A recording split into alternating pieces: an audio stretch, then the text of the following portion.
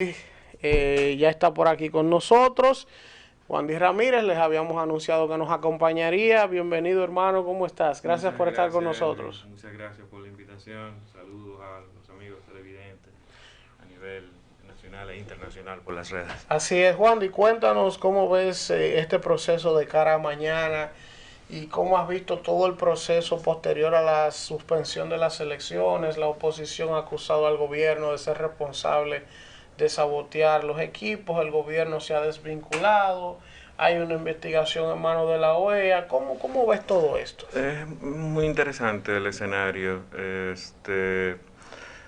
complejo aparentemente para la mayoría de la población, muy simple para cualquiera que use el sentido común y siga los hilos de lo que han sido las argumentaciones de los diferentes jugadores políticos desde el año pasado inclusive, desde el proceso de las internas, todos los movimientos que se dieron en los diferentes partidos a ambos lados. Entonces, ¿qué le digo? Un partido y otro, fíjese usted que los beneficiados de todo esto han estado tratando de posicionar que ha sido o que fue el gobierno quienes pautaron todo esto, cuando en realidad si uno sigue los hilos de nuevo, uno se da cuenta que los beneficiados de todo esto pues sería la oposición. La gente está muy ansiosa, quiere ir a votar, vimos todos los eventos de protestas, etcétera, reclamando que se aclararan esta situación de las elecciones anteriores, que dicho sea de paso, lo he estado diciendo en los diferentes medios, a mi entender fue un boicot, un sabotaje, fue algo patrocinado por grupos incluso internacionales que han estado patrocinando económicamente grupos locales de la oposición específicamente, porque ellos han estado pensando de manera estratégica, obviamente, en un escenario de que, digamos, la situación a ellos se le complique en los lugares en donde viven. Y hablo específicamente, cito específicamente los comentarios de un señor de nombre Diosdado Cabello en Venezuela, que se alegraba de que esto que ocurrió aquí fuera, y hablaba de que los del gobierno no pasarán, etcétera, ¿no? O sea, son muchas las coincidencias. Y en este sentido, como citabas a los observadores de la OEA, yo hago un llamado a estos señores a que observen esa línea de investigación, esa hipótesis. Estoy seguro que encontrarán un montón de evidencia. Si se triangula geográficamente, georreferencialmente, los celulares de ciertos individuos de origen internacional que estaban en la plaza protestando, nos damos cuenta de lo que podría estar pasando aquí. O sea, repito, es complejo para el común de la mayoría, pero para gente que usa el sentido común lo ve clarito, como yo lo estoy viendo. Interesante esto que planteas, porque a muchos de nosotros le llamó la atención cuando vemos que Diosdado Cabello, sin ninguna vela en este entierro, como dice popularmente el pueblo, comienza en Venezuela a dar unas declaraciones que fueron incluso declaraciones intromisorias, porque es parte de un estado, de otro estado, y entonces incluso utilizando terminologías que hay gente que aquí la ha estado utilizando. Él en una de sus declaraciones dijo se van. Exacto. Se van, que es un término que se ha popularizado acá como parte de una estrategia de comunicación, pero también algo que me pareció muy extraño fue que gente que está, por ejemplo, en la oposición, como Ito Bisonó, cuando se produjeron las declaraciones de Diosdado, Ito Bisonó se quejó enérgicamente y los reprimió por entrometerse en problemas de los dominicanos. Sin embargo, uno esperaba que Leonel Fernández y Luis Abinader hicieran lo propio. Y no lo hicieron. No, porque mi hipótesis es que son socios, están asociados en esto y cada quien saca su propio beneficio. Leonel tiene un maridaje con Luis, lo he escrito, lo he denunciado desde abril del año pasado, a cambio de una posible impunidad para los suyos y atacar a los que Leonel ahora considera sus adversarios, que son los funcionarios y ministros del gobierno. Por un lado, Luis se beneficia, él cree que puede llegar a ser presidente jugando de esa manera, no tan honesta, si se quiere, una manera no íntegra. Y obviamente los venezolanos, los funcionarios venezolanos se benefician en un eventual gobierno, porque este es el escenario a lo que ellos están apostando, a que este país pues sirva de refugio para ellos ante lo que se les viene encima realmente en algún momento, no muy lejano, cuando Estados Unidos pues decida resolver la situación venezolana. ¿Sabes? O sea, ellos están viendo a futuro y han hecho su plan y piensan que eso se les va a dar. Y no se les va a dar. Lo lamentamos mucho. Primero porque la oposición no tiene los números. O sea, ellos con los recursos económicos que reciben han creado una percepción de una realidad que no existe. Pero la verdad es que no tienen los números. Han producido encuestas de escritorio, nada de campo, nada de investigación sociológica, ni semiótica, ni nada de eso. Y creen que se la van a salir con las de ellos, ¿no? Pero Wandy, lamentablemente. De cara a las elecciones de mañana hay un reto enorme para todos los partidos, porque todo esto que nos has estado explicando acá perfectamente es entendible. La oposición tuvo un plan de comunicación estratégica y un plan de acción política muy exitoso, le ha dado resultado. Ahora, ¿qué pasa?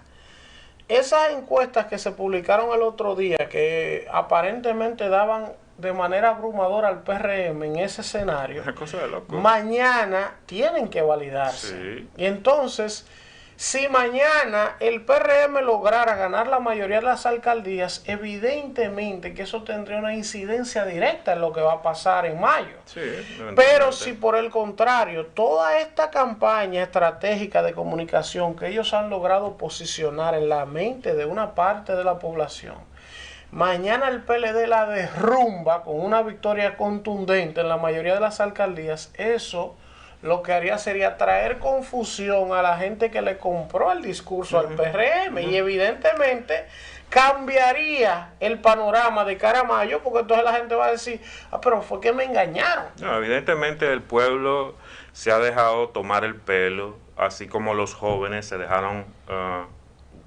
estaba usando una metáfora muy fuerte, para aclarar estas cosas de las marchas. O sea, se han estado dejando usar de condón de la oposición, de Luis y de Leonel, que son quienes estuvieron poniéndole billete a esa causa política. Yo también he establecido la diferencia. O sea, una cosa es una causa popular, como la lucha del 4%. Una cosa es una causa de la sociedad civil, aquello de Marcha Verde, etcétera, que no eran más que grupos de intereses. O sea, es la mal llamada sociedad civil, en realidad son grupos de intereses. Ese es el tema, ese es el tópico, como se le llama en ciencia política, y en realidad el pueblo ha sido engañado por estos señores. ¿Qué pasa? Que ellos se concentraron solo en esto, en crear percepción, contando con que eso pues se le convierta en voto. Y ellos técnicamente no se dan cuenta que hay un efecto residual. O sea, tiene que pasar un buen tiempo para que la gente se convenza definitivamente de eso, y eso pues surge efecto. Nosotros hemos empezado a hablarle a la gente y a aclarar esta situación, y eso no va a ser así. Ellos descuidaron todo lo demás. No estaban en el campo, no estaban en las diferentes plazas políticas haciendo lo que había que hacer, trabajando con la gente, buscando el voto. En cambio, el PLD sí estaba haciendo eso. Usted puede monitorear y ver, o sea, cuáles fueron las actividades que hizo el PRM. Luis Abinader no salió al campo, estuvo trancado en su casa, durmiendo siestas y creyéndose triunfalista, como bien decía usted ahorita.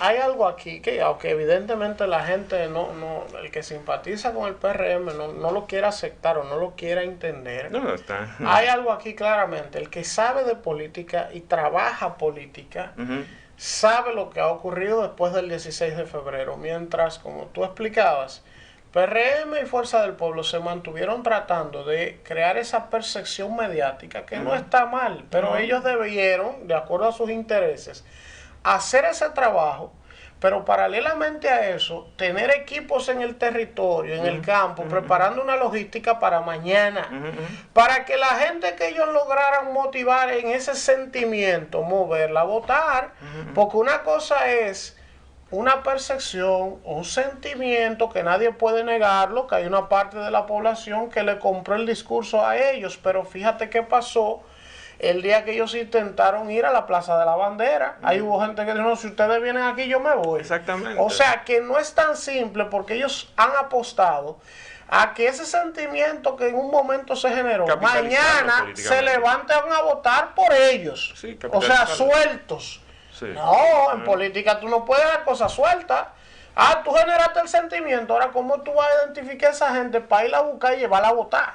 Porque si tú crees que ellos van a salir a votar en contra del PLD porque en un momento tú le generaste un sentimiento, una idea, tú no tienes garantía sobre eso. Sin embargo, el PLD, aunque la gente le moleste, le duela, le incomode, ha ganado 6 elecciones al margen de sus obras de gobierno, porque el PLD es un partido que ha desarrollado inteligencia electoral, estrategias electorales, y ya hoy, por ejemplo, yo le puedo decir a usted que el PLD tiene contratado, y eso no es ilegal, sindicato de guagua, tacita, motoconchita, gente para mover sus votantes identificados a votar mañana. Pero el PRM no hace eso, porque el PRM piensa que porque la gente está inconforme, si amanece lloviendo, la gente dice, este coronavirus yo ya no voy a joder con eso. ¿Me entiendes? Entonces ahí es que está la diferencia, pero la gente a veces no lo entiende. Sí, no, políticamente, en términos de ciencia política, han sido torpes. O sea, ellos no saben de eso. Luis Abinader no sabe de ciencia política. Bueno, sabe de muy pocas cosas en términos prácticos, en realidad, porque sabemos su historia. Pero, o sea, han fallado, han cometido muchísimos errores y van a perder. Van a perder esta y van a perder las próximas elecciones.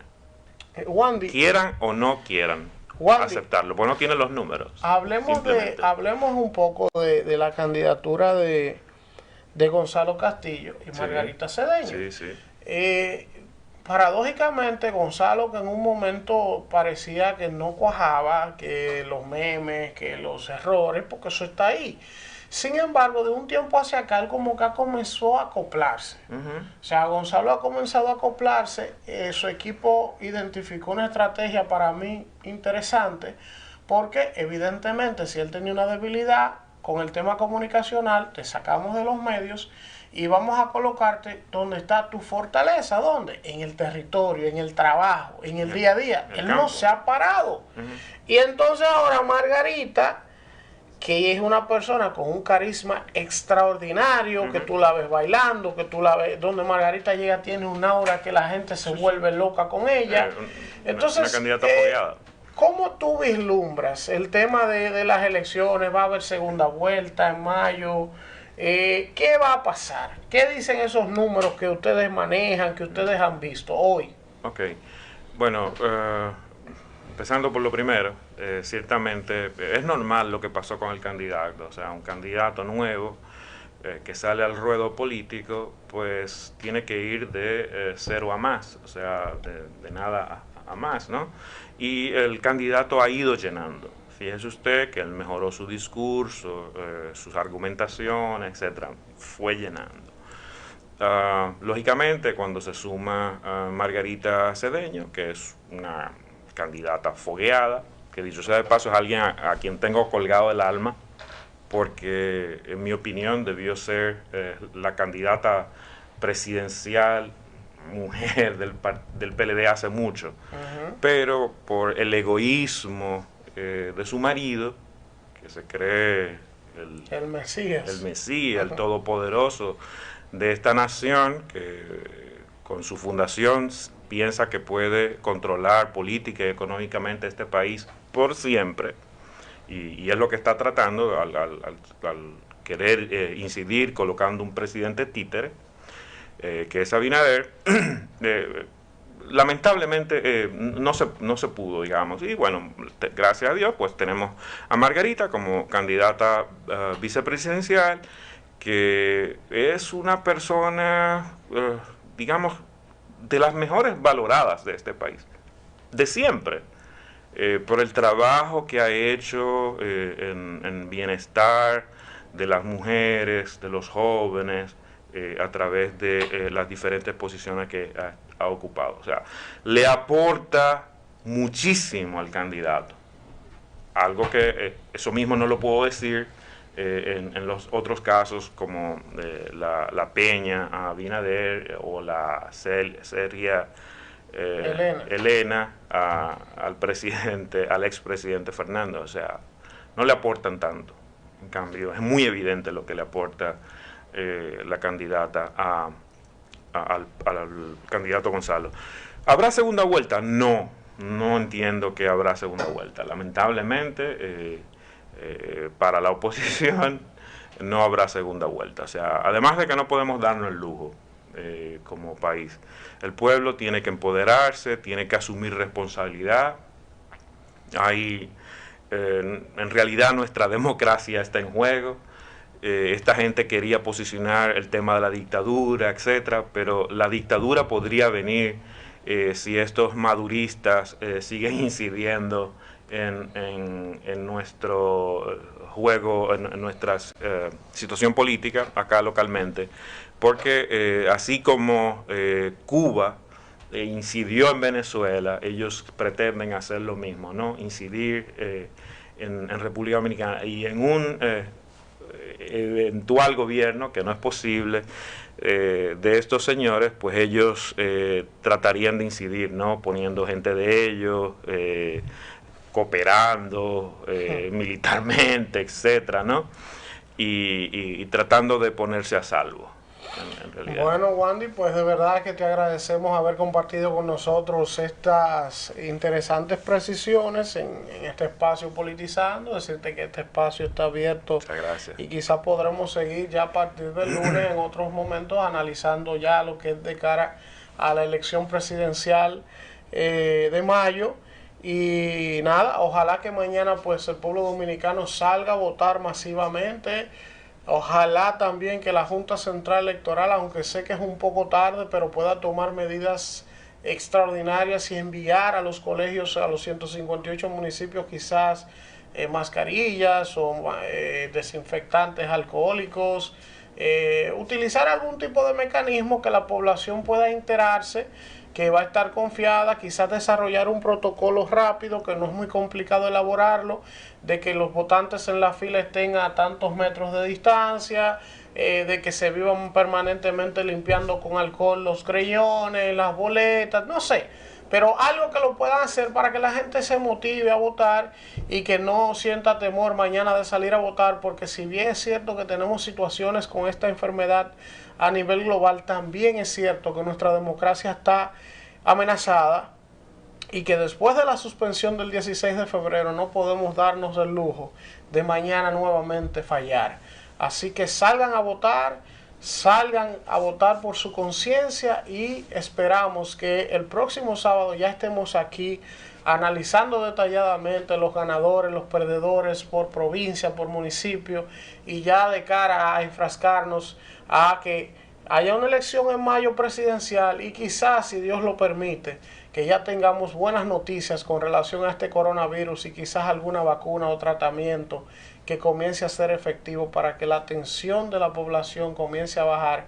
Pero sí, ya al finalizar, reiterarles, manténganse atentos a los partes oficiales, confíen en sus autoridades, no se lleven de rumores y si no es necesario no salgan de sus casas, incrementen las condiciones de higiene y ustedes van a ver que todo va a estar, Dios delante, bajo control. Si Dios lo permite, el próximo sábado estaremos aquí de 1 a 2 de la tarde en otra entrega de su espacio Politizando. Bye bye.